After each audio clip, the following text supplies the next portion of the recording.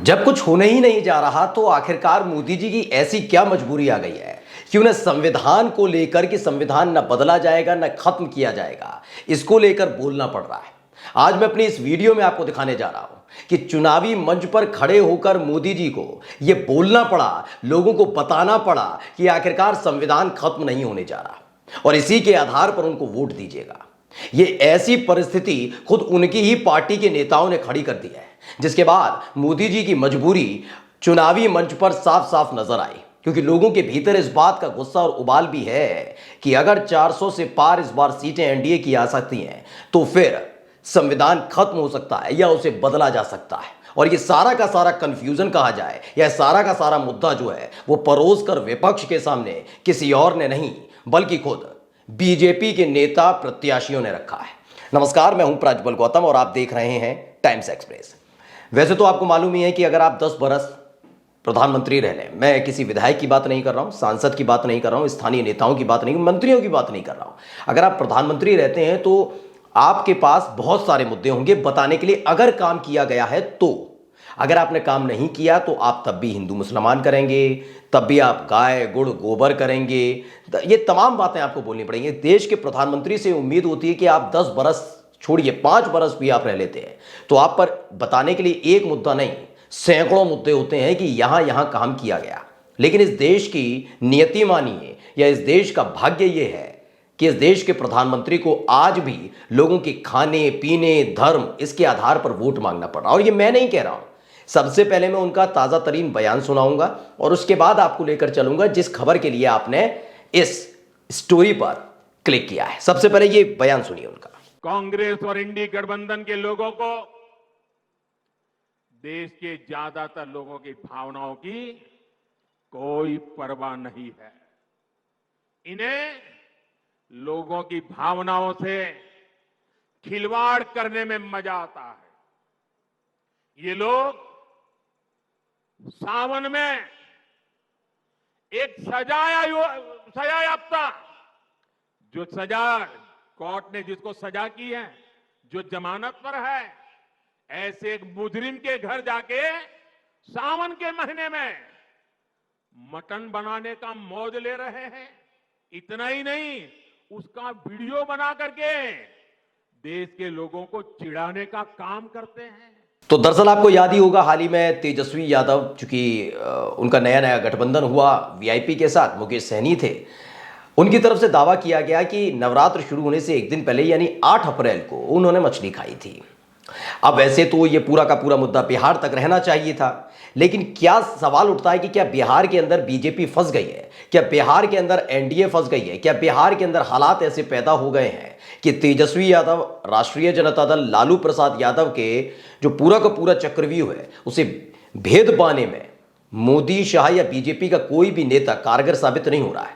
यह बात मैं इसलिए कह रहा हूं क्योंकि मोदी जी की तरफ से जहां उनको बताना चाहिए कितने लोगों को रोजगार दिया, कितने ट्रिलियन की इकोनॉमी बना दिया गया इस देश को, कितना विकसित हो गया है देश, कितनी भुखमरी खत्म हो चुकी है, कितना रोजगार दिया गया, कितना अस्पतालों का निर्माण किया, कितने आईआईटी एम्स बनाए गए, ये तमाम चीजें बताई जानी चाहिए। लेकिन जब आपके पास बताने के लिए कुछ नहीं होता तो लोगों के खाने पीने का जिक्र देश के प्रधानमंत्री को करना पड़ता है। तेजस्वी यादव ने खाई थी मछली, अब वो 8 को खाई या 9 को खाई ये उनका विषय हो सकता है, लेकिन जब देश के प्रधानमंत्री इस देश के मौजूदा मुद्दों को हटाकर किसी के खाने पीने पर सवाल उठाने लगे तो समझ लीजिए हालात क्या है। बता रहे हैं कि एक व्यक्ति जो जमानत पर बाहर है वो मटन खाता है सावन के महीने में, यानी कुल मिलाकर मोदी जी एक बार फिर से धर्म को ले आए।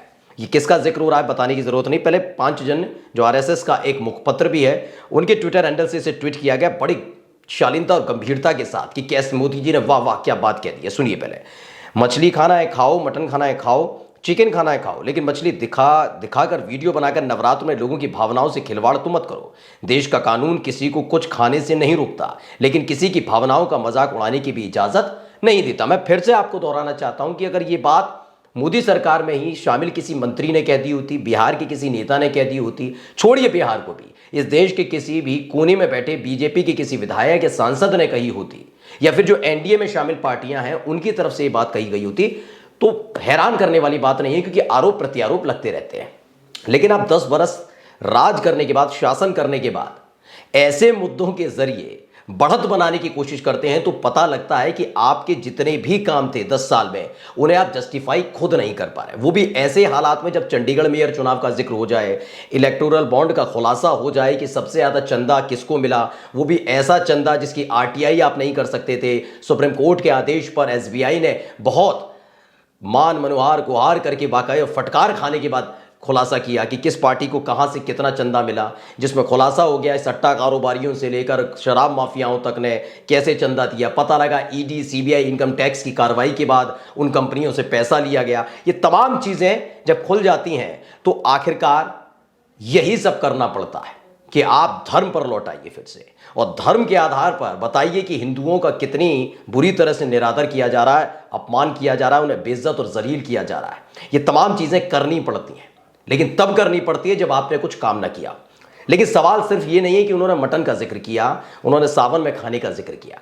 अब मैं आपको दिखाने जा रहा हूं एक और बयान मोदी जी का ही कि चुनावी मंच से उन्हें संविधान के बारे में जिक्र क्यों करना पड़ा। पहले सुनिए। जहां तक संविधान का सवाल है, आप मान के चलिए और मोदी के शब्द लिख के रखिए, बाबा साहब आंबेडकर खुद आ जाए तो भी संविधान खत्म नहीं कर सकते हैं। तो मोदी जी के मुताबिक उनका कहना है कि संविधान का जो जिक्र हो रहा है उस संविधान को लेकर उन्होंने कहा कि अगर बाबा साहब भीमराव अंबेडकर जो खुद संविधान के निर्माता हैं अगर वो भी आ जाएंगे तो वो संविधान खत्म नहीं कर सकते। सवाल ये उठता है कि अचानक से मोदी जी को संविधान खत्म होने का जिक्र क्यों करना पड़ा। मैं आपको भी इसके बारे में बता देता हूं। पहले लेकिन हंस मीणा ने जो लिखा है वो पढ़ दूं। मैं पुराने संविधान को बदलकर मनुस्मृति वाला संविधान बनाऊंगा जिसे स्वयं बाबा साहब अंबेडकर भी आकर खत्म नहीं कर सकते। ये आगे जो लिखा है वो इनकी हंसराज मीना है, उनके अपने विचार है कि क्या घमंडी नरेंद्र मोदी ये कहना चाहता है, मतलब जो भी ये उनकी भाषा शैली है, मैं इस पर कोई टिप्पणी नहीं करूंगा। खैर अब सुनिए मोदी जी को ये क्यों कहना पड़ा, क्योंकि ये मुद्दा अब का नहीं है, ये पिछले साल से उठा था। आपको याद होगा नई संसद की नई इमारत में चाहे वो कांग्रेस के सांसद हों बीजेपी के सांसद हों, सबके हाथ में एक एक संविधान दिया गया था, याद है आपको। तब एक चीज निकलकर सामने आई थी जिसे विपक्षी पार्टियों के नेताओं ने, खासकर समाजवादी पार्टी के नेताओं ने उठाई थी कि उस संविधान से 2 शब्द निकाल दिए गए जो संविधान की आत्मा के तौर पर है, एक सेक्युलर शब्द और एक निकाल दिया गया दूसरा सोशलिस्ट, यानी समाजवाद और सेक्युलरिज्म, ये दोनों ही शब्दों को हटा दिया गया। और जब ये पूरा का पूरा मुद्दा उठा तो बीजेपी की तरफ से या यूं कहा जाए सरकार के मंत्रियों की तरफ से जवाब आया था कि कोई नियम कायदे कानून के तहत ये दोनों शब्द संविधान में शामिल नहीं किए गए, इसलिए इनको हटा दिया गया। वहीं से ये मुद्दा उठा कि क्या वाकई जब तीसरी बार प्रधानमंत्री बनेंगे नरेंद्र मोदी या बीजेपी तीसरी बार सत्ता में आई तो संविधान बदल दिया जाएगा। यह मुद्दा सिर्फ विपक्ष उठा रहा था, लेकिन आगे आकर खुद बीजेपी के ही जो प्रत्याशी हैं वही ऐलान करने लगे कि कैसे इस बार अगर 400 पार हो जाएगा तो संविधान बदलने में कितनी आसानी होगी। खुद सुनिए, ये ज्योति मिर्धा हैं जो बीजेपी की प्रत्याशी हैं, उन्होंने क्या कुछ कहा मंच पर खड़े के, सुनिए। देश के हित में कई कठोर निर्णय लेने पड़ते हैं, उनके लिए हमें संवैधानिक बदलाव करने पड़ते हैं। अगर संविधान के अंदर हमें कोई बदलाव करना होता है तो आप में से कई लोग जानते हैं कि उसके लिए दोनों जो हमारे सदन है लोकसभा और राज्यसभा दोनों की उसके अंदर अमल चाहिए होती है। लोकसभा में आज भारतीय जनता पार्टी और एनडीए का प्रचंड बहुमत है, उसमें कोई कमी नहीं है, लेकिन राज्यसभा में आज भी हमारी मेजोरिटी है। अगर इस बार तीसरी बार एनडीए की सरकार आती है, ये बयान जरूर पुराना है लेकिन मोदी जी समझ गए कि माहौल सेट नहीं हो पा रहा।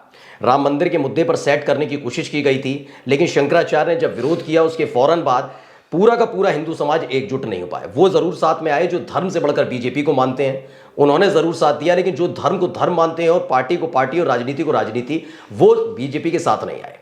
फिर उसके बाद 2-3 खुलासे हुए मैंने और हमारे चैनल टाइम्स एक्सप्रेस ने आपको दिखाया भी था। चंडीगढ़ मेयर चुनाव हो, इलेक्टोरल बॉन्ड हो, उसी बीच ये लिया है सीए। इनको लगा अब तो हिंदू एकजुट होगा, लेकिन वहां पर भी हिंदू एकजुट नहीं हो पाया। उल्टा क्या हुआ, उन दोनों चीजों का जिक्र अब लगातार हर कोई व्यक्ति कर रहा है और साथ ही जिक्र कर रहा है कि इस बार अगर 400 पार हुआ तो संविधान बदल दिया जाएगा, क्योंकि उनकी पार्टी के खुद के नेता इस तरह के बयान दे रहे हैं। ऐसे में मजबूरी में आकर मोदी जी को जिक्र करना पड़ा कि संविधान नहीं बदलेगा, चाहे बाबा साहब भीमराव अंबेडकर ही क्यों ना जाए, संविधान कोई नहीं बदल सकता। सोचिए कितना लाचार, कितना मजबूर हो चुके हैं इस देश के नेता। नमस्कार।